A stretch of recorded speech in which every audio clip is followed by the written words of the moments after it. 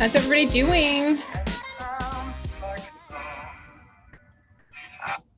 Good, good. I want to hear how the Good. last couple weeks have been. I know that we're thrown off a little bit. Hopefully everybody participated and had a great red day yesterday. Um, how were your last couple weeks? Does anybody have anything that they want to share that they have put into effect with what you've learned here? Any great offers you've put in? Any stories? What's going on? Don't all fight to speak at once. Well, I'll be the guy that starts up. Thanks, John. So I'm new agent and fairly new to Washington. Um, Kind of struggling. I don't really have a base here. All my friends, family, my entire sphere is 2,000 miles away. Um, so I'm farming. I think it can be really frustrating because having a pretty good career up to this point and then not really seeing immediate results, trying to keep positive and just understand it's the number of touches, it's a numbers game, keep after it. I got pretty down the last early part of the week. And then I picked up Gary's book, The Millionaire Real Estate Agent, and kind of reset my mind a little bit. So that's been really good. Did a couple open houses last weekend, and just trying to do anything and everything I can to, find a listing, find a buyer, whatever I can do to help out other agents, anything like that I can do. And that's kind of where I'm at right now.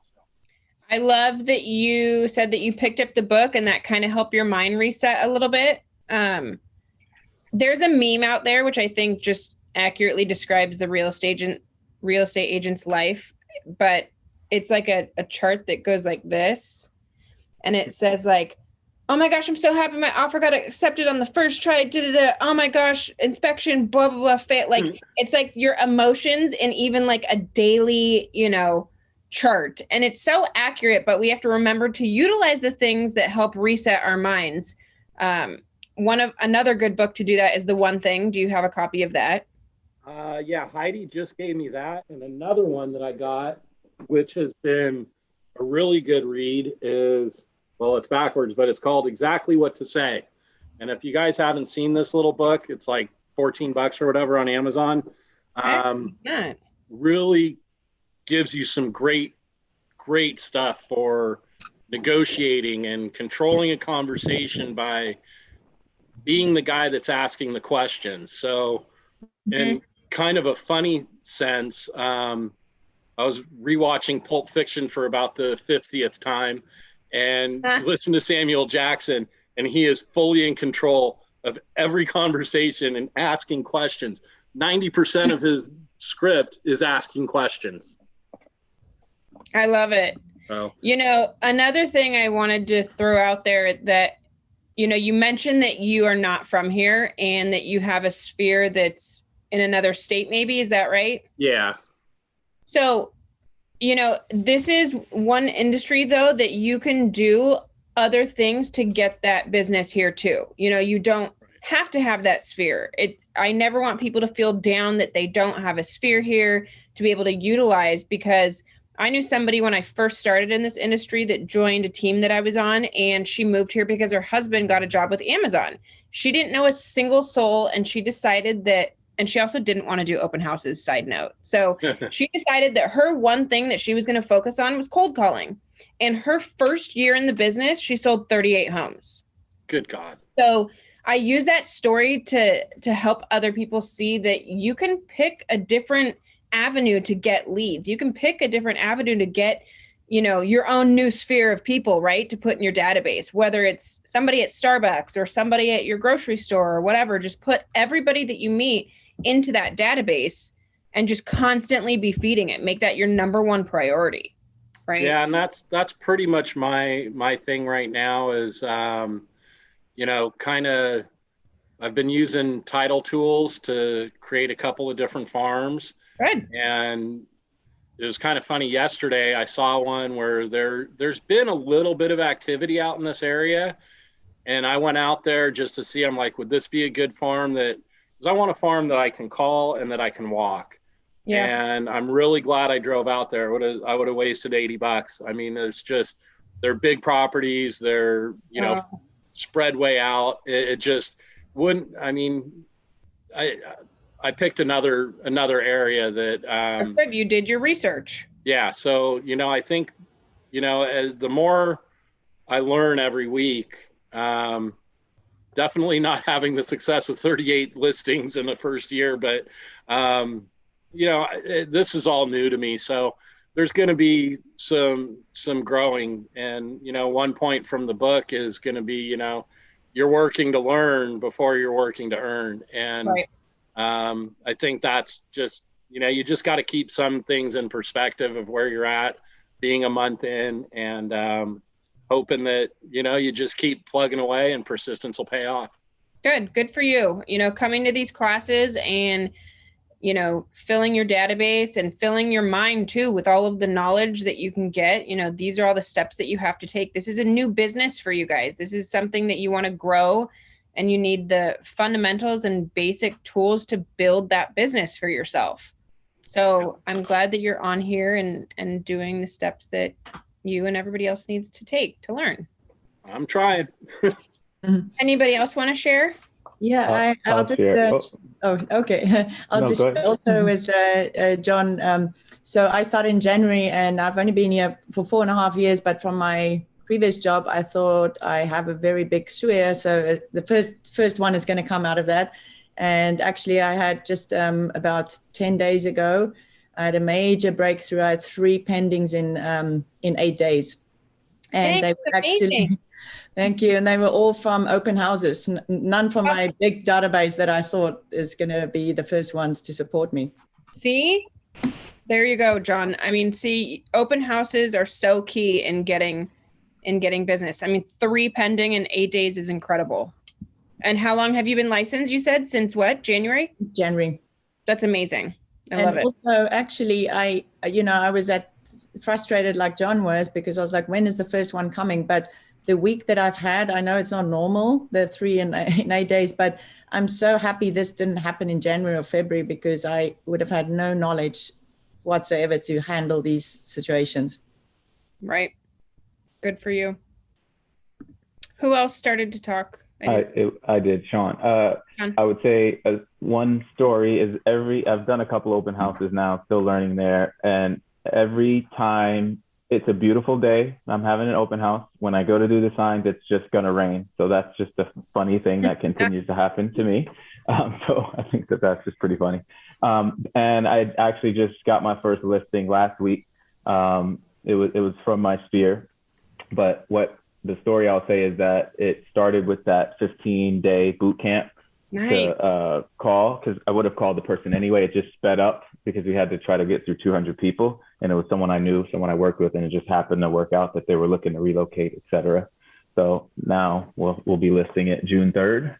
Love it. So first, we'll see what goes on from here. Awesome. And you didn't even need this listing presentation class to get it. Awesome. Anybody else? Sure. Well, I can't wait to get started. I take my test next week and get signed on Thursday. So awesome. Congrats. But Tim's great, recruited me. But I've been in property management for 25 years. So I have a long list of condominium contacts. So I basically managed so many buildings. I just kept all my contacts for all those years. Oh, good. Nice. So I got about, a database of over 1,000 people. I just can't wait to start tapping into. Nice. We'll get that test done and yeah, keep these classes and next Wednesday. Right. Oops. Did I just do that? Did I just go back on the slides, Hetty? Yeah. Okay. Well, let's dive into this, you guys. Today we have a lot of amazing information, per usual from Via's stuff here, but we're going to start going over the listing presentation, how to pre-qualified. We're going to do the pre-listing stuff. And this is going to be a part 2 class. So part 2 will be in 2 weeks. So we are, I think my calendar date's messed up. So we're on the 14th. And so the next one will be May 27th, right? May 27th. So that'll be part 2 of the listing presentation. So the first thing that we are going to go into is, here's the checklist. This is the checklist for the listing training. I wanted to first talk about the 3 different types of appointments that you could have. I don't know if that's on the next. Oh yeah, here we go. Okay, so the 3 types of listing meetings that you can have. One obviously seems the most obvious. You're going to do a regular listing presentation. And this one is where the seller is selling their home and they're interviewing different agents, right? Maybe they are interviewing just you, or maybe, in most cases, they're interviewing a couple, or usually about 3. The second type of listing appointment that you would have would be a CMA. So let's say that you sent them a CMA and they're deciding on whether or not they're going to sell. They want you to go over pricing. They want to know or get an analysis of their property. So they're going to decide, okay, yeah, I didn't know I could get $1.5 million for my 2-bedroom. No, I'm just kidding. But, so then they're deciding based on that if they want to sell. And then the third main type of listing appointment would be a for sale by owner. So maybe you set up an appointment with a for sale by owner property, and hopefully by previewing it, it ends up turning into that number 1, right? The listing presentation where they're kind of interviewing you and they end up choosing you instead of selling it on their own. Has anybody, so I know, Sean, you said that your person was in your sphere already. So was that more casual or was it a set appointment? Do you know if they were interviewing multiple people?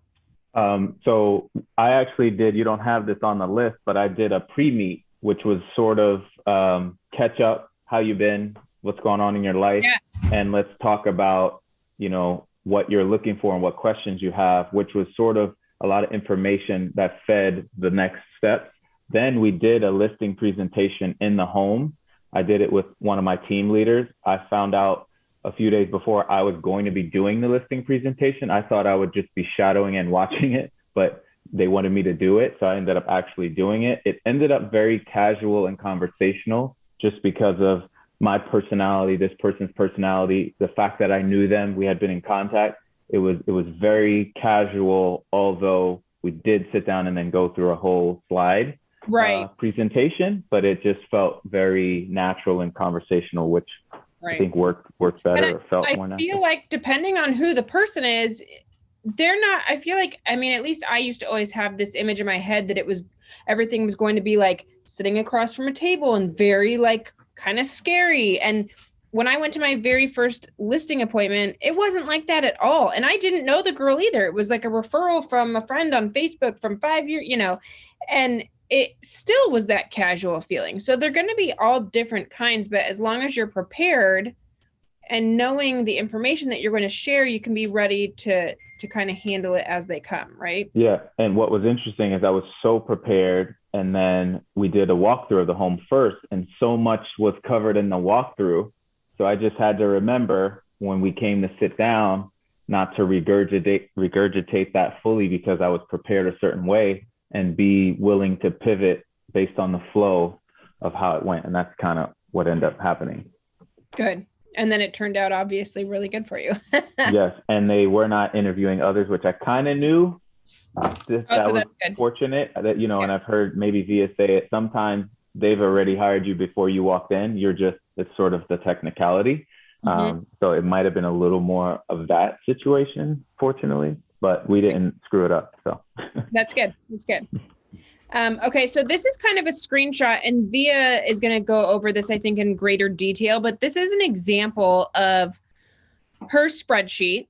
So you can see that at the top, she has the goal for the year. And if you see, it's broken up into appointments January through October. Do you guys know why that is?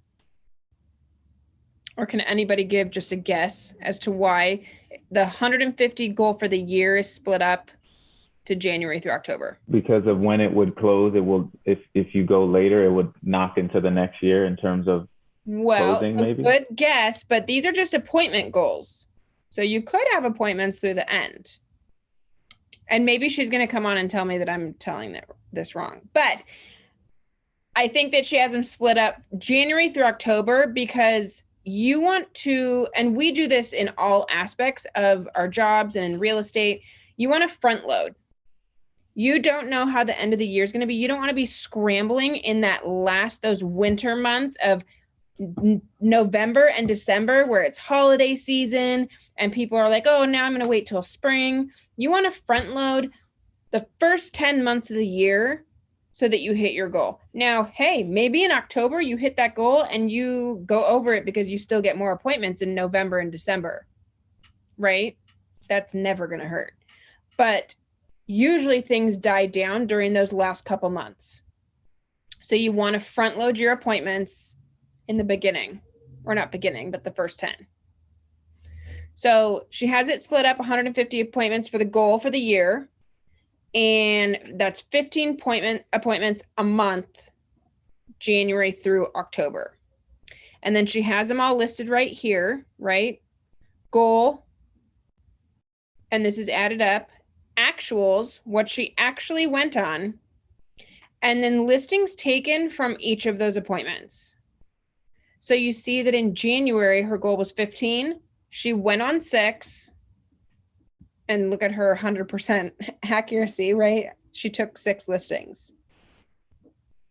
So now you scroll down and you see that she has it split up, name, and this is just continually going, right? Name, the date of the appointment, where was the appointment? Was it at the property?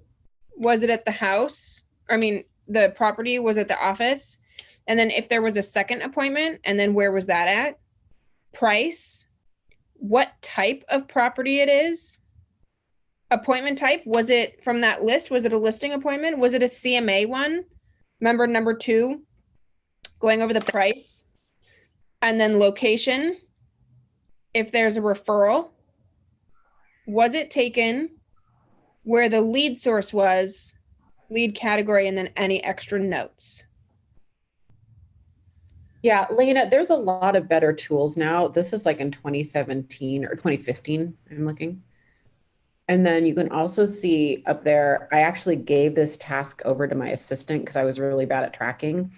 So the reason it drops off is that she just started taking the appointment from my calendar. So the only thing I was capable of doing was putting on my calendar, whether it was a FSBO, CMA, or listing appointment. We just got so busy. And these are also team goals. It wasn't just my goals.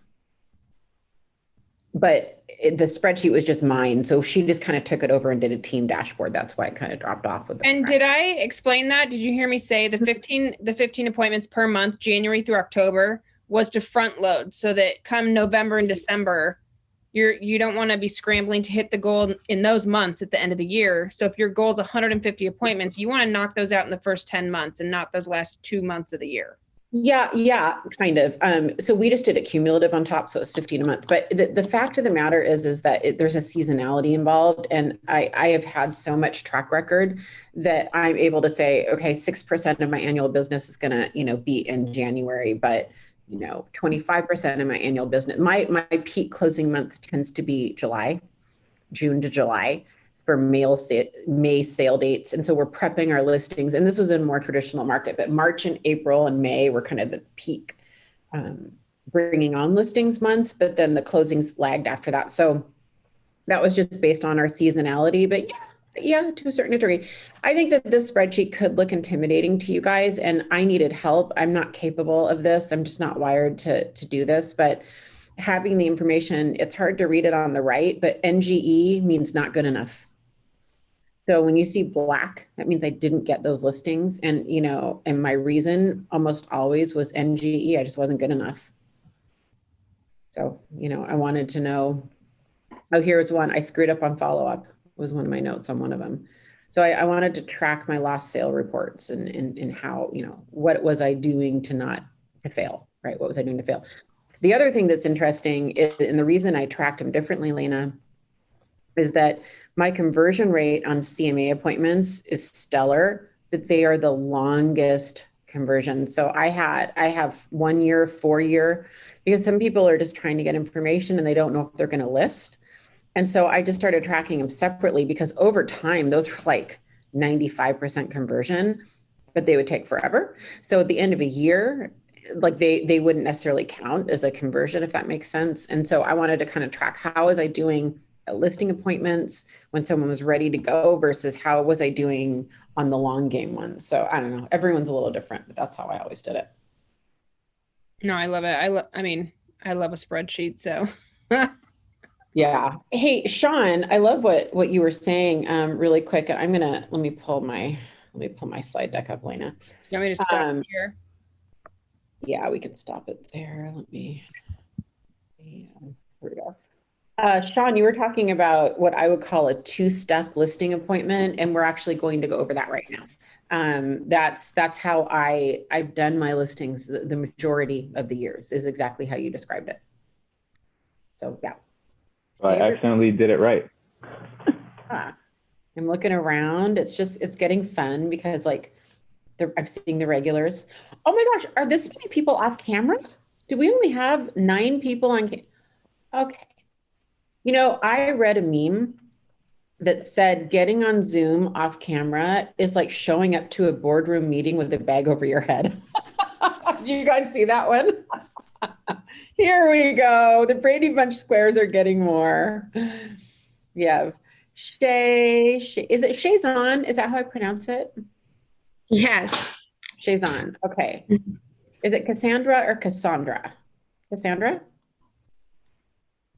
Aaron? It's Cassandra, but I go by either one. You just, whatever people, yeah. Yeah. And it's Annalise, right? Yeah, that sounds pretty close. Pretty close, yeah. Yeah. I just wanted to make sure it wasn't like Annalisa. And then Leighton, how are you, Leighton? John, Michael, Sean. Of course you have your first listing, my rock star. Sean, you're like I feel like you're my pride and joy. Thank you. Who else have I missed? Jessica, Hillary, Angela. Is it Sergey? Sergey is fine, yeah. Well, what do you prefer? Where'd you go? Technically, either one is correct. I don't know what happened to my camera there. Yeah, I know. I'm like, where'd you go? Okay. Dylan, Angela. Well, welcome everybody. We're gonna breeze through this today, and we're gonna do part 1 of 2. And part of the reason is that I want you guys to interrupt and ask questions. If I feel like we're not going to get through it all, I may have to silo some of that to the end, but we should be good today, I think. All right. So we started off. Where'd it go? Second. I'm not going to put it in present mode. Sorry. This is kind of what I think the checklist is to have complete listing training. Some of this you're going to get in Ignite. Some of it you're going to get in our Wednesday webinars. Some of it you're going to get with your productivity coaches, with your team rainmakers, whoever it is. And so, the thing to remember is that, just saw this meme. Lena, speaking of memes, did I send you that meme about the cake? No, the one you sent me yesterday was not cake. This is how careful. That's good. This is how oh, yes, it was the cake, the batter and the egg in the kitchen. Yeah. This is how I view, okay, you guys, here, let me come off here for a minute. This is how I view your training. This is how I think you need to think about your brokerage and training. So basically the meme said something like, everybody prays for the cake, and then God gives them eggs, cake batter, oil, milk, whatever you need, and an oven and a kitchen. And then everybody gets so frustrated that they leave the kitchen, right? So all the ingredients are here, right? It's your job, right? To decide what you need and to partake of all the ingredients. So we have all the ingredients for you between productivity coaching, teams, your forms classes. Like I said, the Wednesday webinars, your office meetings, our network meetings, L3 Ignite, it's all there. It's all there. It's just, you have to kind of be proactive. I really, truly believe first 6 to 12 months of being an agent, I really believe you guys need to be budgeting 10 to 20 hours a week in training. And I don't know a lot of careers where you get to make 6 figures and not do that. I don't know. Like this, you don't get a get out of jail free card going in real estate. Like it is hard work and you're going to have to put the time into it. Hopefully what ends up happening is you guys, the go-getters will start getting busy and your training becomes on the job training and you're making money while you're doing it, if that makes sense. Okay. So this is all, I think, what you kind of need in your tool belt to be a listing ninja. You kind of need to understand what your process is. You need to understand how to pre-qualify people, which we're going to go over today, how to do a walkthrough, I say train graphics, how to discuss the language of real estate, how to discuss graphs and data. And one of the best ways to do that is to go to our network meetings second Tuesday, Elena? Second and fourth. Right, but the second Tuesday of the month, every single month at 11, I go over market statistics. And if you go to 2 or 3 of those and hear me walk through it, that's all you need. It really doesn't take long. You'll start hearing it and you'll start hearing yourself, repeat it. It doesn't take long. You need to learn how to do a CMA. We already did that one. You need to learn how to present the CMA to your clients. We did that. Give an actual listing presentation, which is going to be our next L3. Today, we're going to do the preliminary stuff. And then how to just close and handle the objection handlers. So that is what it takes to be a listing ninja, in my opinion. Why isn't this advancing? All right. Okay, so I'm going to walk through what we do on the VIA group. And we don't always do what I would call a 2-step listing appointment. A 2-step listing appointment is 2 visits to get the listing. Those of you who are in some of our offices that have just a more transactional business, right? Higher unit count and lower per average price. You need to get really good at the one and done. You need to go get the listing and leave. I would also argue that those of us in King County, we have a higher price point that we're dealing with. It often does take more than 1 visit, Sean. That pre-visit, that's exactly what we're going to talk about. It often takes, a couple visits. What I have kind of morphed into, I created this in 2015 for a class Bruce Hardy had me teach, but what I've kind of morphed into is 1 visit at the house and then a Zoom if we need to follow it up at some level, or we'll Zoom first and then go to the house, which we'll go into. But Zoom has kind of replaced, Zoom's kind of replaced some of the stuff that you've seen on here. This was written 6 years ago. When you're dealing with a higher price point or luxury, it's really not designed to be efficient. It's designed to be effective. So those of you who are playing in the sandbox in King County, where our median price is $750, right? And luxury in some areas doesn't even start to 1.8 or 2 million. Efficiency is not really what we're after. Right? We're after getting the listing, and it might take more visits, and that's just the way it is. So you're going to have to adapt some of this depending on your market. I'm just going to share what I did, and hopefully you'll glean stuff out of it. So and Via, do you think, like, mine happened to be like a coffee chat, the first one? For you, it doesn't matter like where that first one is set up, as long as you're kind of covering that pre-qualifying questions, or do you think it's more effective to try to have that one setting, differently than as casual as mine happened to be? I much prefer it different than that. However, it worked. So I would say if that's going to be the Sean process, then if it ain't broke, don't fix it. That's not what I would do. I will meet in the office, or I'll meet in their home. I mean, that's just the deal. It's a business meeting, and I just operate differently. But I think it's great. I don't like meeting at coffee shops. People are listening to what we're saying. It's just not my jam, but I say all power to you. I mean, I like coffee shops. Don't get me wrong. You can buy me coffee, but I just don't like the coffee. I was going to say, can I get you some coffee? Yeah. You can always buy me coffee. In your luxury stuff that you're going to get, or higher price stuff, there's a couple reasons for a 2-step. Now, sometimes it can be twice at the house. Oftentimes, like I said, nowadays, it's really not. The second time Zoom. But pricing is really, really hard for these properties. They are not homogeneous properties. They're not necessarily in subdivisions. If they are, you do not need to do a two-step. I'm just telling you. But sometimes you have to do a two-step because there's rounds of interviews. One that I am bringing on in Bellevue coming up. I mean, they interviewed 8 groups and agents. We were one of 8. Yeah. And so we did have to go back twice. Well, no, never went back. Went once. Shay, I think it was only once, right? But then it was Zooms. Were you in the beginning or at the end? We were at the end, which I don't recommend. I actually don't recommend that. But we were throw-ins. We really had. I can't believe we got it because we were a last-minute referral. They pretty much made up their mind, and I think sometimes in those situations where you get thrown in like that, you sort of have an attitude of like you have nothing to lose, and sometimes that it's really effective. When you're just like, I've got nothing to lose at this point. I mean, I'm probably not going to get it, and we got it. The more expensive the asset, the more time and consideration a seller is going to take in having you represent it. It just is what it is. And so that's part of the reason I teach a lot on the two-step because, I do a lot of luxury and high-end stuff. I do more high-end than luxury, by the way. I wouldn't call myself an ultra luxe agent. I don't really like that. I'm not really that interested in those $5, $10, $20 million homes. That sounds like a pain in the ass to me. So I'm very interested in that, $1 to $5 million home. Very interested. And like $1 to $3 million is my jam.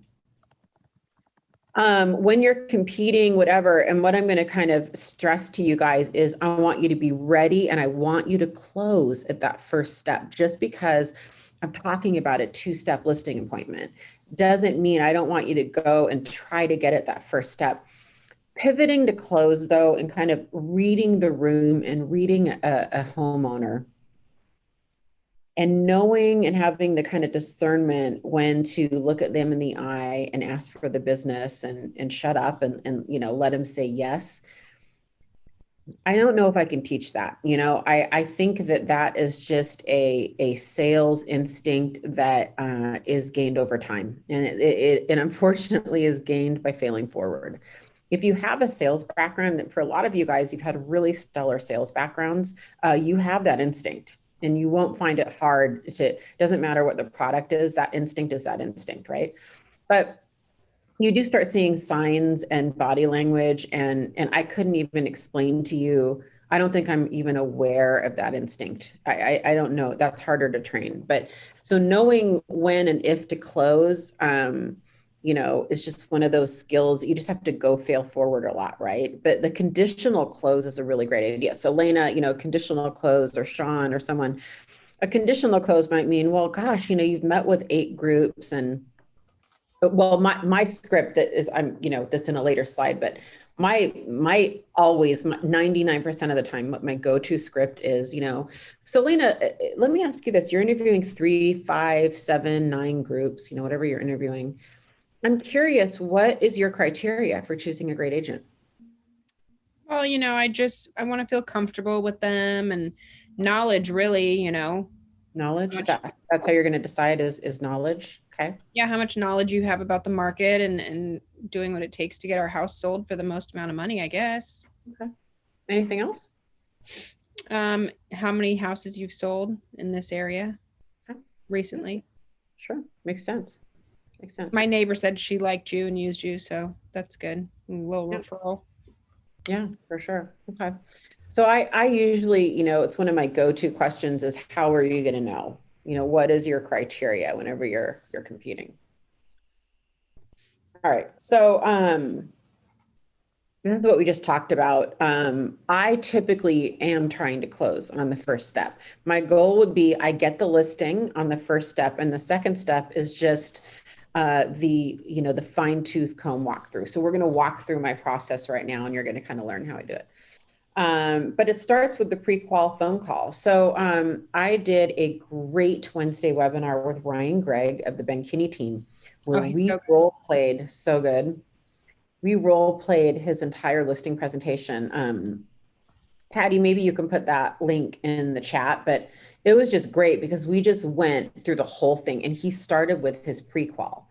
So it's going to show you the sheet he uses. I thought it was really good. They got this, Ben and I taught this class with Craig Rieger a couple of years ago. And he got this from Craig Reeder and has adapted it. Here we go. So the Ben Kinney team kind of goes off of this. I basically do too. I just am not as fancy. I don't necessarily have this, this pretty sheet with my logo on it, right? But they have this, I believe they call this their yellow sheet because they print it on yellow paper and their agents are actually writing on it, right? I type mine out. But these are all the questions that you want to ask at pre-qual. So before you even meet with them, these are what you're asking. We'll put this in chat and we can also send this in an email after this, right? I'm not going to go through it line by line because of time. What I will share with you that's really important to me, if you were a fly on the wall and you were listening to me, Hattie, you're gonna figure out a way to get that to them, right? So I can go back to this. Some of the things that I want to know is I want to know what I'm not seeing in the tax records and what I'm potentially not seeing in an old listing. So usually I want to know immediately. So, let's confirm when you bought the house. Now I probably know because I have the tax records, but okay, you bought the house in 2015. That's awesome. I'm seeing the old listing on the MLS. Is there anything that you've done to update or change the house since then? That's really one of my first go-to questions. How is it going to be different from the data I'm seeing, right? And then I just start asking super, super specific questions. I want to know about surfaces. I want to know about bathrooms and kitchens are my number one most important thing. Flooring, paint, decks, roofs. I just want to know it all. And I just kind of start walking them through. So it's really great for you guys to use that sheet and have a guidepost. The only reason I'm using my head is 20 years and it's probably not as smart. I mean, it's not very efficient. It's just when you've done something for 20 years, you too can use your head and not use a sheet, but use a sheet. I always want to try to find out if they have a target pricing number. So a lot of the times, and if you guys have kind of been doing this for a while, a lot of the times what you'll know they'll say is, well, that's what you're coming over for. That's what I want you to tell me. That's a typical response, right? And my usual comeback is, yeah, of course, I'm going to be giving you a complete pricing analysis. I will tell you my price. I'm just wondering if you have a target number or you have something in mind. Why do you think I want to know that? You know how to navigate from there, your approach or what, they could be aiming super high and that's gonna end up being an issue or something you're gonna bring them down to earth, and why and what and how you price and your pricing strategy, or if they're right on the money. I think it'll just help you navigate your approach. That's right. That's exactly right. Am I going to be disappointing them, and am I going to be pleasantly surprising them? Are they going to be the kind of people that are operating as my partner? And are they going to be the kind of people that are going to be, putting their head in the sand and my house is better than all the rest? It tells me a lot about who I'm going to be working with and how to framework that pricing and CMA presentation. I always want to verify timing. And again, that's on that sheet, but I want to verify their motivation and their timing. Hey, I'm looking at the tax records. It's showing 3,360 square feet. Does that sound about right?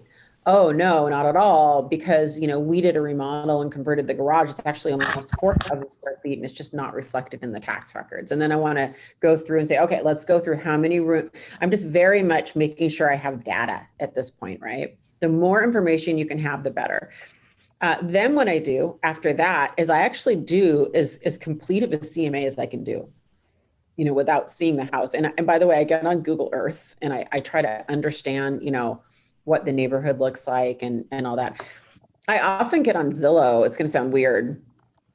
I don't care about the Zestimate, but Zillow has such a good mapping program for me to see. Sometimes I'll get on the MLS on their mapping and I'll remove, I'll go back like 3 years on sold to just kind of get a feel, like, is this a $500,000 neighborhood? Is it a $1.2 million neighborhood? If I don't know it very well, I just kind of want to get a super quick feel for, for what that looks like. So I just do different tricks like that.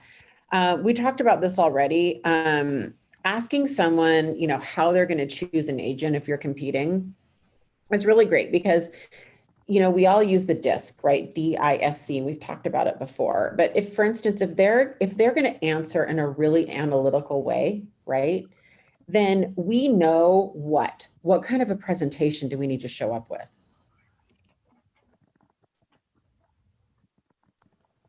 What's your guess? If we have like an engineering analytical answer to this question. A lot of numbers. A lot of numbers, Michael. And not just numbers, but kind of a logical approach, right? A fact-based approach, right? Right. But a lot of the times you'll find, in fact, most of the time, you'll find each spouse is a little different, right? You'll find that guy or gal is married to the other guy or gal who's like, I just want to like them. I just want to bond with them. And my neighbor said, you're the best, or they're the best, or whatever it is, right? And so for them, you know, what do we need? We need to connect with them, right? We need to really connect with them. And so this is really, really valuable information. Usually the person you're talking on the phone with is the decision maker at this point. That's not always the case. If it's not the case, you'll figure that out. So if you're talking to one spouse and they're deferring to the other, I don't know, you'll have to ask so-and-so, oh, I don't know. You'll figure out that so-and-so is your real decision maker, right? That's who you want to kind of focus your presentation on. So if you're getting someone that you very much feel is the primary decision maker, and they're answering it very analytically, and they have a criteria, they have a spreadsheet, they have a list of questions for you, you know, they're the decision maker, and it better be a very thorough, complete presentation. So, you know, we're kind of trying to gauge who the primary decision maker is. You want to gear your presentation towards that person, okay? All right, so that's all the prequal. So we've learned about the house, right? We've gotten all that data. We have a pretty good sense of the personalities involved, motivation, decision maker. We have a lot of information. We have enough information now to move forward with the listing appointment. I'm going to walk you through the two-step. There is no reason. A lot of you guys should be going one done. However, you can still learn from this because no matter what you're doing, you're still going to do a walkthrough, guys. Like, so a lot of these apply, even though sometimes we have to come back and do pricing on some of our weird properties here in, you know, all of us have weird properties and properties that need to go back twice. I don't always park in the driveway. That kind of depends, but I like to be respectful if I can. It kind of depends on the house. And park on the street and walk in. Not always, but there's a whole bunch of reasons for that. I've just had so many interruptions in the past with teenagers coming home or the other spouse coming home, and I'm blocking the driveway, and they're already frustrated at me out of the gate, and I have to interrupt my flow and move my car. It's just, you know, over time I've learned if I can, it's better for me to park in the street and not in their driveway, right? Plus, what if your car leaks gas by accident and you leave and they see it? I prefer if I can park out on the street. I always bring shoe covers or make sure I have socks on, or, you know, I sometimes have these, I don't have them anymore. I used to have these little slippers in a little zip pouch in my, like, house shoes in my, purse that I would bring, right? But I think it's it's very uncomfortable for me to wear shoes now in other people's houses because so many different cultures have rules about it. And so I pretty much usually remove my shoes. If the house is sketch and they're insistent that I keep them on, I do keep them on, by the way, in case you were gonna ask me that. Right out of the gate, and you know, I encourage you guys, if you haven't done any Tony Robbins or NLP training, the concept of mirroring and matching in sales is really, really important. And so right away, I'm trying to mirror and match, and I'm trying to talk their language. I probably already prepared for that based on the pre-qual phone interview. But, you know, if I know, for instance, they're, you know, Amazon or Microsoft or something, and we have a pretty highly analytical person, you know, I'm pretty much going to use words like optics and, you know, analysis. I'm going to choose my words carefully, and I'm going to listen carefully to what they're saying, and I'm going to use the words that they're using. So, just remember that mirroring and matching and making them subconsciously feel really comfortable with you. Like, oh, this is like walking through my house with a colleague at Microsoft. That's kind of what I want them to feel. If I know where they work and and I have a feel for that culture, I'll dress accordingly. My goal is to dress 1 or 2 steps up from the day to day. Meaning, if you were at Microsoft, if they work at Microsoft, you would see me as a consultant. I would be dressed like someone coming in to work with a group for a day or a week. That's how I want to dress. A little nicer, but not so over the top nicer, right? That I'm a foreign object, if you will. So I'm very purposeful about almost everything. When I was doing a ton of appointments, like on that spreadsheet, you would see hanging in my office a couple different outfit changes. I'm dead serious. And I would often change outfits for appointments because I had pre-planned. I just knew what to wear for each appointment. I was very purposeful. I'm not in production as much anymore. I always like to have boots or wellies in my trunk so I can walk the lot. And that literally has gotten me listings in competitive marketplaces where they told me later that, a bunch of men and women with very expensive shoes didn't even offer to go walk properties of luxury estates.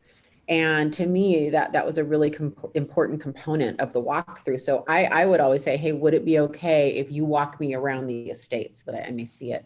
And more often than not, I had people tell me later that was one of the deciding factors, that I put on my boots and I walked around the estate to truly understand the property, right? So the walkthrough is really important. And be prepared, having house shoes with you, having boots. It may sound dumb, like you might be thinking, okay, Via just gave us a training on what to wear and, having boots in your car. But these are the things. That's what champions do. These are the small little differences, right? That the winners do that no one else does. And people notice. They really do notice, especially when they're interviewing multiple people and everyone's the same and then you're different. And you come out and you're like, hey, I want to go walk the lot with you and put on your red boots. That makes you different. And it makes you different in a humble way. And it's like a subconscious way of saying, I'm a hard worker, I think. All right. 100%. I'm not monitoring chat. If there's any questions. Yeah, no, somebody asked, like rain boots. And I said, whatever required for the property. You know who talked about this also? Laura Gillette. Oh, did she? Yeah, because she's in like the rural part of Oregon and they go on like farmlands, and she says she will bring her like hunter boots or whatever. Yeah. Hunters. That's what I have. Hunters. Yep. So the rubber boots, those, yeah. I mean, you don't have to bring like hiking shoes. Like, you don't have to go hiking, but just enough to, walk around in squishy grass and, so that your heels aren't like irrigating the lawn. Yeah, exactly. So there's different trainings on walkthroughs, but to me, the property walkthrough, I think, is where I win the listings, or at least it's a big part of it. Has anyone here done bold yet? I can't see. I can't see all of you guys because I'm sharing a screen, so you probably have to put it in chat. But if you've done bold is a phenomenal training that Keller Williams does. I've done bold 3 times, and I haven't gone to the new bold, by the way. I've only gone to the old bold. But one of the things that bold teaches you is they teach you to do a walkthrough of the property without the seller. They train you in this method to keep kind of, I absolutely adamantly do not do that. And I actually don't recommend it. Everything else in bold I love, but I never loved that, because to me, the walkthrough was my time. That was really my time to do a lot of things, which I'll walk through. So up to you. It is important to keep these walkthroughs going at a clip. And how I framework that is, typically I'll say, Shaitan, I'm so excited to see your house. Thank you so much. Would it be okay? Would you walk me through? Because, you know your house better than me.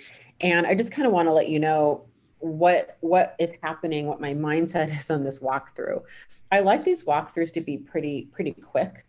This is my only chance to see your house for the first time.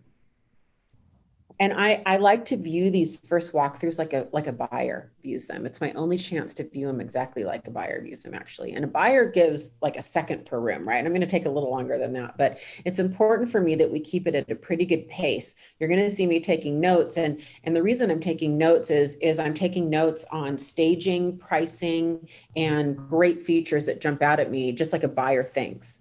Later, when we work together and get ready to list your home, we're going to do a very extensive walkthrough where we're going to go through it with a fine tooth comb. This isn't that walkthrough, okay? So I just want you to, if it's okay, walk through, just talk me through things you've done, things you like, things you're struggling with the house, and we'll keep it at a quick pace. Is that cool? And then we go do the walkthrough, right? So, you know, all I can share with you is I have, let's see if I have it here. My new toy, my newest toy, if you really want to splurge. Have you guys seen one of these Remarkables? So my newest toy that I've been using at like every meeting. So if you guys have had a meeting with me lately, I don't know if you can see it right like that, but I can like take notes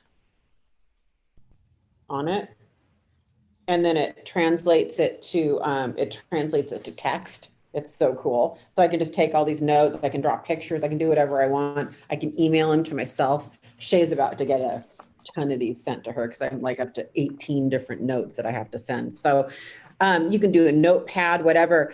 Over time, you'll start getting a shorthand together. I have different codes I use. Like, I don't want my client to look down and say, you know, playroom, you know, shitty playroom. I don't want them to see that on my notes, right? So what I'll write on there is I have little symbols that means shitty playroom, you know, but they don't know that. So you'll start doing some shorthand with yourself, you know, like I have a staging symbol, like this means this is a staging thing, like, you know, clear out the room. We have just a problem area symbol. You'll start getting there, you know, you just will. I use stars, I use asterisks, you know, squares, that kind of a thing. And I'm just asking a ton of questions, right? And I want to kind of plant a seed with you guys. As your confidence builds up, and remember what I always say, confidence through competence, right? As your confidence builds up, the way you ask questions and what you ask questions on, it's kind of a way to show off a little bit. So, you know, you can start saying, oh, I'm seeing you have central. I saw that, you know, I saw you had central vac in the garage because maybe we went in the garage first. I'm not seeing any kick plates in the kitchen. Do we have kick plates somewhere I'm not seeing? Things like that make you sound like you know your stuff, and you know that you understand houses of this, you know, whatever. I am really weak. One area I'm really weak in is woods. I can look at a wood and it can have a walnut stain, but it's really like a pine, or, well, I know pine, but I don't know. I'm not very strong with woods. And so it's harder for me, but some people are just really good. They'll look at something and say, oh, that's acacia with a walnut stain, you know. If you're really good with like woods or finishes like that, ask questions like that. You know, I think it shows anything that shows something that you know really well. You know, oftentimes I'll make comments like, you know, oh, how do you like you can see it on my site. How do you like your Miele built-in espresso machine? I've sold a couple of them and my clients all love them. And then I might say something like, yeah, I'm seeing them a lot more now in master suites, which is true. I don't know if you guys are seeing those lately, but the kind of the coffee stations now in master suites where it's like a wet bar, so that you can wake up in the morning if your master suite's like upstairs and you have a refrigerator for your cream and a really great, you know, built-in coffee maker. So you can kind of make your coffee before you go downstairs, right? So I'll kind of throw in little conversational things like that so that you're asking questions to get information. And I would argue you're also asking questions to show off a little bit, you know, hopefully as you guys get a little bit more confident in that. I pace the walkthrough if it's going too slowly. So we're not in person right now. If we were in person, I could role play this with Lena, but I'm starting to walk out of rooms and kind of go, oh, okay. I'm kind of starting to lead them a little bit if it's taking too long in a room. Like I will physically start pacing it out. Like I do want these to go at a fairly quick pace, right? So heads up with that. There is sometimes an awkward moment. So especially for you new agents who haven't done this before, this is going to sound like a weird thing to say, but I think once you go through a few of these, you're going to go, I know why she said that. When you're done with the walkthrough, there's sometimes this awkward moment where everyone's kind of standing around like, Now what do we do? You know, this is a script, you know, just like, great, when let's, you know, and I often will say it before the walkthrough. What we're going to do is we're going to go in the walkthrough, and then we're going to go sit down together at your beautiful dining room table, your beautiful kitchen table, and we're going to go through some things, right? Or your couch or wherever. Sometimes I'll actually sit down first and then do the walkthrough. I don't mind, by the way, if you were going to ask me, I don't have a preference on that at all. I let them take the lead in their own kingdom, you know, then I take the lead on the walkthrough. That's just a Via thing, right? So I want them to feel in control until I want them to feel I'm in control. So, you know, psyops, psychological warfare. That's what this all is. No, I'm kidding. I'm really not kidding at all. I think that way, literally. So if we've done the walkthrough first, what I'll say is, you know, perfect, Sean, hey, let's go sit down and talk about some of this and discuss everything that's going on, you know, or whatever that is. Be prepared to roll it right into the next phase. All right. I always accept an offer when they offer me something to drink. And this is something I didn't used to do. This is like how I changed when I came to Keller Williams. I never want to put anybody to do work. I don't want anyone to do work for me. I feel bad about it. You know, I want to serve people. I don't want them to serve me. Psychologically, you want them to serve you. It's important that it's a psychological thing. If they offer you a drink and you say yes, they are now serving you. It's important to do it. You know, if they offer, take it. You know, just take a couple sips, right? I never accept alcohol. And that happens a lot when you're meeting with friends. Like, oh, do you want a glass of wine? What I'll say, if it's like a good friend, I'll say, oh, maybe afterwards, but right now it's business. I never, ever take it, right? Ever. It's just, you know, it's kind of akin, Sean, to being at the coffee shop. It could work for some of you. I mean, there's nothing, it's just not how I do it, right? Well, about accepting the drink, I took bold with Cody Gibson, and he also said, like, absolutely always say yes to accepting like water or something, because it's also like it's their home and they're offering you something in their home that you're accepting from them. Mm-hmm. I mean, I'm sure it's along the same lines as like them serving you, bringing you a drink, but I think Cody's saying that because it sounds more politically correct, but there's psychological evidence that I've read articles about it where it's, you know, you're putting someone in a subservient position and they view you as a leader more. And that's the unpolitically correct way of saying it, but yeah. Okay. So we've done the walkthrough and now we're sitting down. Let's take a pause. Any questions? I've gone through a lot. Any questions, comments, ahas at this point before we kind of move on to the next phase? Because this is important. We did pre-qual and now we did the walkthrough. Let's pause a minute and get some feedback. I got one question. So depending on the price of the property, let's say the difference between 1 million and 3 million or 1 million and 5 million. How do you have to prepare differently just because typically I think that person's going to be more sophisticated, a little bit more business savvy. I would think, you know, they've achieved certain levels in their life.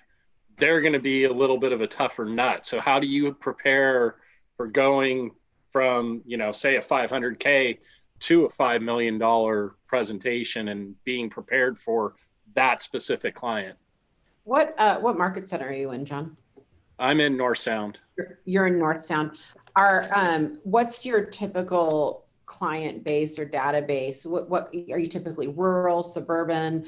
Right now, I don't have a base here. All my base and sphere, we were talking about this earlier, is like 2,000 miles away.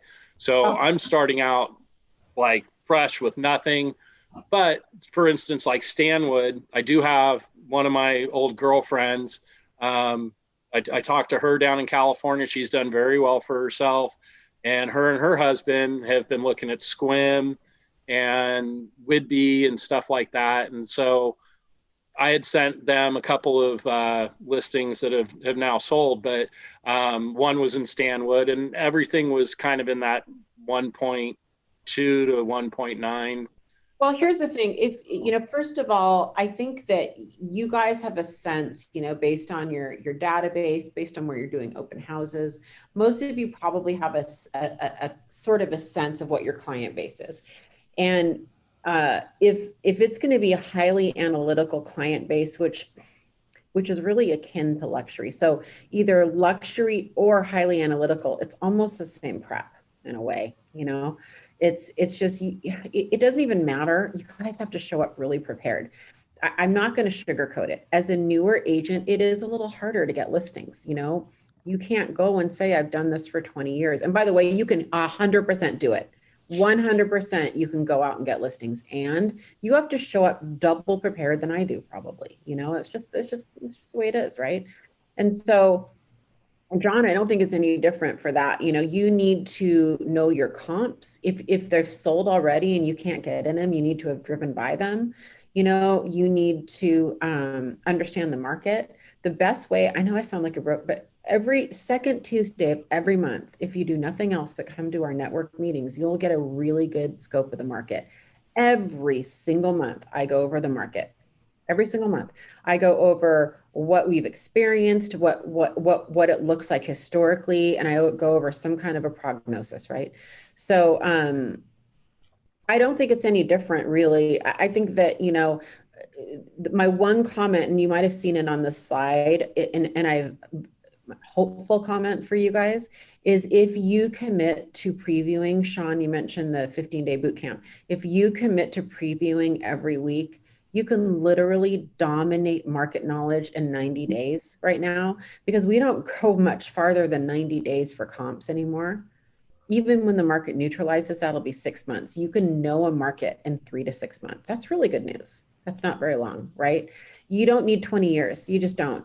If you have previewed consistently most new listings in an area that you're targeting, in a price range you're targeting, even if you previewed 50% of them, and there's not that many, by the time you get your at bat, you've probably seen at least, you know, 2 or 3 of the comps you're going to go over, right? So I think that's my answer. You said every Tuesday. What time is that class? It depends. For that. Sorry, no. I thought you meant I thought you meant previewing, you know, tour. It's the second Tuesday of the month. So every single Tuesday at 11 a.m., you should book your calendar. Every Tuesday at 11. Yes. The first and third Tuesday are always going to be with your local. So Kirkland, it's going to be with Lena. That's going to be your local. The second and fourth are our network-wide meetings. Okay. And on the second Tuesday, that's when I go over market stats. The fourth Tuesday she's on, we always have a guest, and this month is going to be Brady Sandall. It's going to be really good on Ritz customer service. But yeah, but I'm consistent. I'm like the clockwork. I have a lot of flaws, but one of them is not consistency. We have Wednesday webinars every Wednesday. We are like clockwork. We have some very consistent teaching for you, and you will always get market stats the second Tuesday of the month at 11. Last month you got Ben. Mm-hmm. And yes. Gave a little bit more of a macroeconomic review. Mine are all local. I start with a little bit of national, but you go to those 2 or 3 times and you'll start hearing, and then I always share the slide decks. You can just take those slide decks. They're editable, right? Yeah. Yes. Great. Thank you. Any other questions, or I'm going to go on to the next phase? Okay. So we've done the pre-qual. We're now at the meeting. We've already done the work of the CMA, but we haven't shared that yet. We've done the walkthrough. Now we're going to sit down. In the actual listing presentation, we're going to do next all 3, but all right. I do start every single meeting either with buyer or a seller with lore, the language of real estate. And in my case, I use Trend Graphics. And do we have an L3 scheduled with Trend Graphics on it, Lena or Hattie? Hold on, my computer went to sleep. All right, we do. Well, it's okay. We'll come back. When I am walking into showing any market statistics at all, I have like one script that I've used for so many years. Like if you go on like listing presentations with me over and over again, you would just be like, here she goes. Like I really do talk from scripts, but you know, basically what I say is, let me pick on a new name. June 10th. June so 10th. Okay. It's after the next one's part 2 of the listing. And then it's the one after that is research data and present it. Okay. The next one, we're going to go through the entire listing presentation. This is going to lead up to that. And really this is part of it, but what I say is I say, let me pick on one of you guys. I say, okay, Leighton, what have you been hearing about the market? What are you hearing at the water cooler? If you want to unmute, we can actually role play.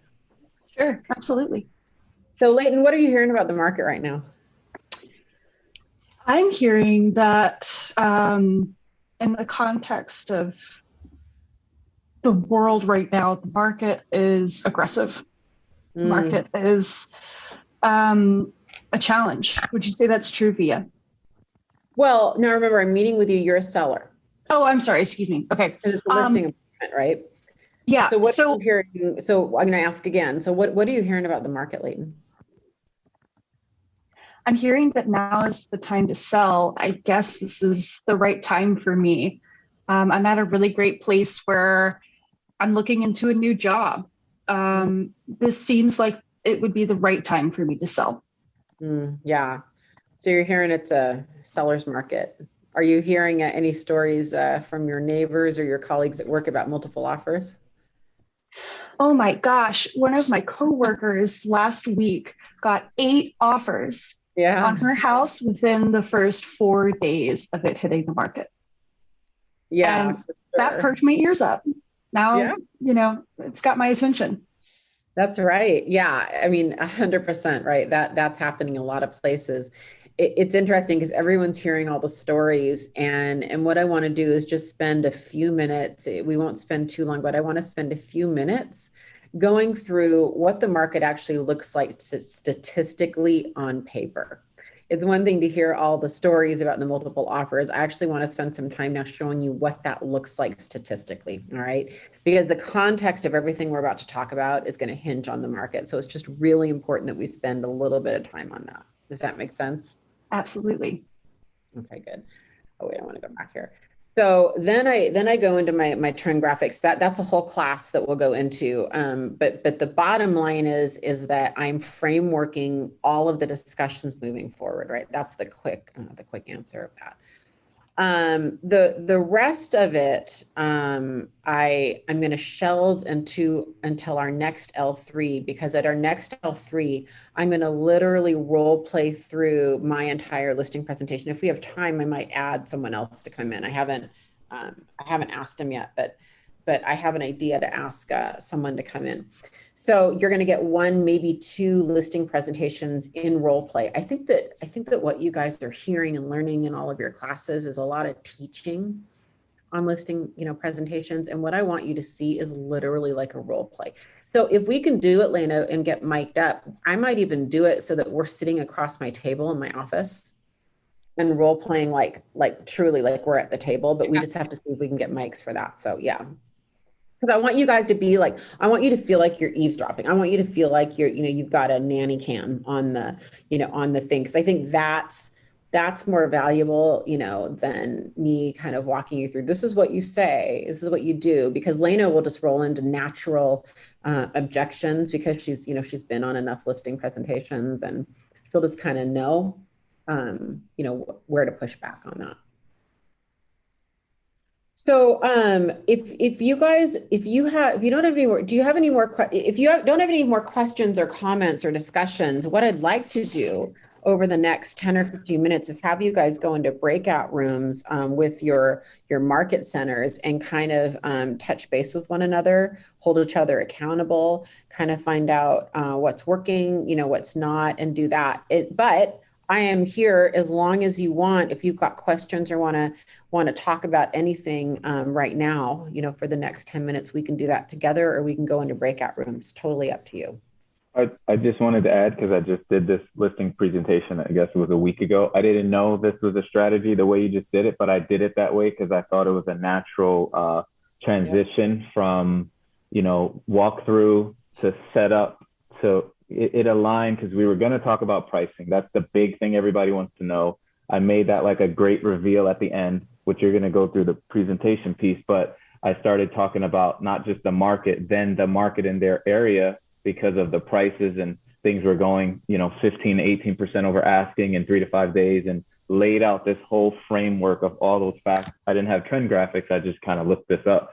And then everything in the listing presentation, there were certain points that just went right back to that beginning. So now it made sense when you see a chart and you see a graph, and we talked about how we would price and why, kind of all started with that beginning part that you're talking about the market. And also, I think it made me seem more like an expert, even as a newer person, like I knew what I was talking about, which I think for sure added validity.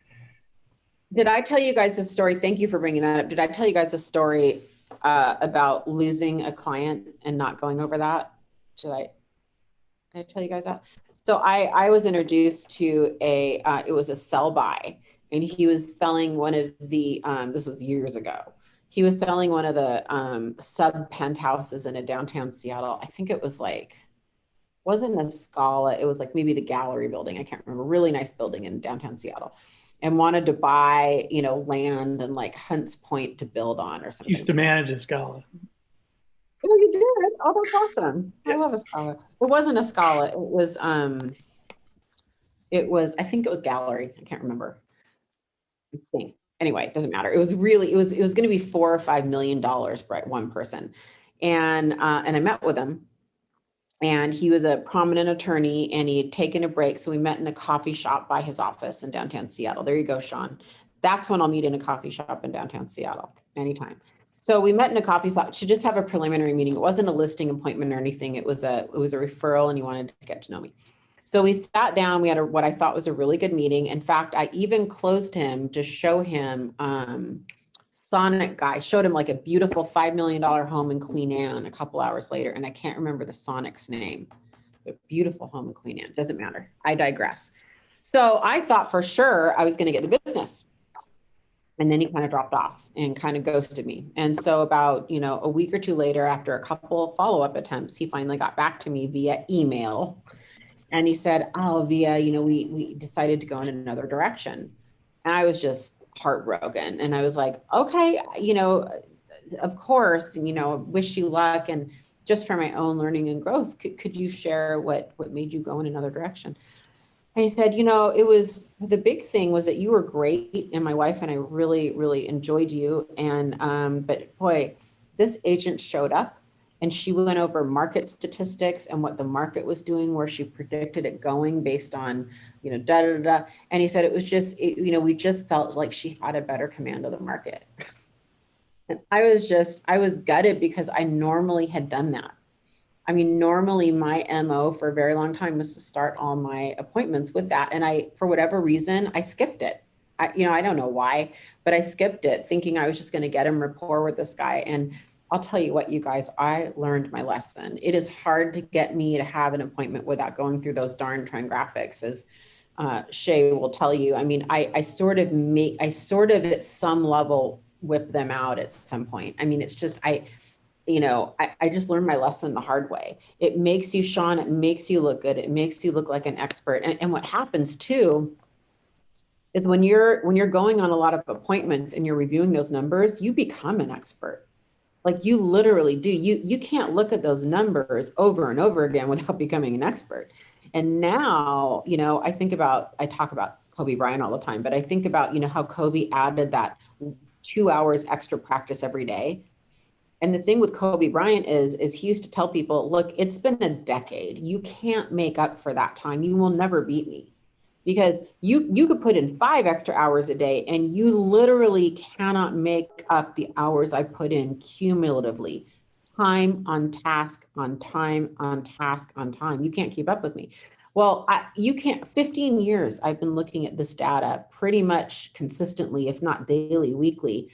It just makes you a market expert. It just does. I don't have to be an economist. I have been looking at trend graphics in the, NWMLS for 15 years now, and you can too. So it makes you better. Confidence through competence, you can fast track it. Really good questions. Anything else? You just mentioned trend graphics in NWMLS, and I know we're going to have a class on it, but is that where you access trend graphics? Because I have no idea where to get it, how to get it, and maybe that's the sidebar. But more and more, I'm thinking you guys we ought to be teaching you InfoSparks, because I think that the MLS data is really, really good. And I think that I am a good example of a dinosaur who's just used the same program for so long that I don't want to change. So what I might do is co-teach that next one, you know, or have Lena show you the actual technicalities on how to pull up that data on the MLS and teach you that tech.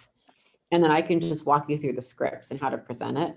I don't even know if it's worth it to try to learn Tran Graphics when we have such good data from the MLS. With that said, we have licenses for Tran Graphics. You do have access as a BKCO agent. We have a limited amount of licenses. It's free, you know, and basically the people who ask for it and use it, we give it to. So Lena can get it for you. I don't know. Lena, do you know InfoSparks and do you know how to use it, the MLS stuff? No?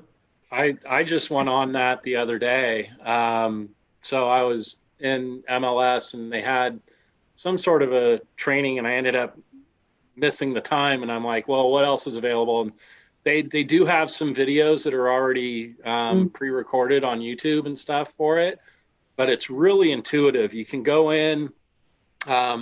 I wanted to create just a quick market report. So if I'm door knocking, I had something I could hand out. And it's really convenient. So you can take, you know, I think it's up to 4 locations, chart that, and you can download them in PDF. They can create links to go right into your emails.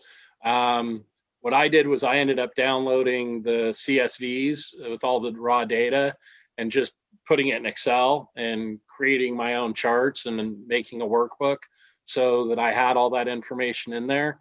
And I just did a real simple 8.5 by 11. I had, I think, median sales price, days on market, and number of homes available. Just wrote a quick blurb next to each one and did a real quick, you know, market cap kind of thing, something that I could hand. Not too over the top, not too in depth, but it's very intuitive. If you've worked with, you know, anything where you can kind of crunch numbers, it's pretty straightforward. Yeah. Okay. That's good to know.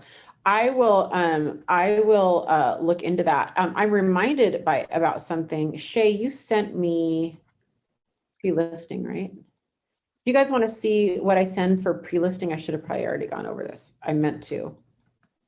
Shay, did you send that to me? Yeah, to your personal. My personal.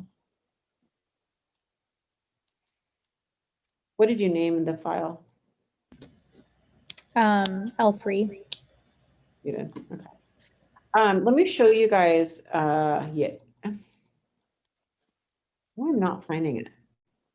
Can you resend that?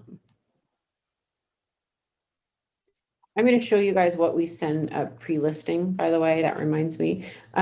Often before I show up for the walkthrough, they've received this pre-listing email from me.